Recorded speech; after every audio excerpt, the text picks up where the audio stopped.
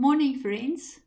The dunamis power of Holy Spirit is our portion, as we read Acts 2, verse 4. And they were all filled with the Holy Spirit and began to speak with other tongues as the Spirit gave them utterance. Please pray with me. Holy Spirit, you are an essential part of my life. Awaken in me your presence and power as you empower me to live boldly and to walk in alignment with your leading. Let my life reflect the evidence of your dunamis power at work within me. Remove fear and replace it with courage. Let your voice become clear to me and help me to respond in obedience.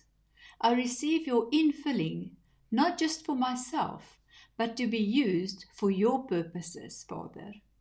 Come, Holy Spirit, and move in and through me. Amen.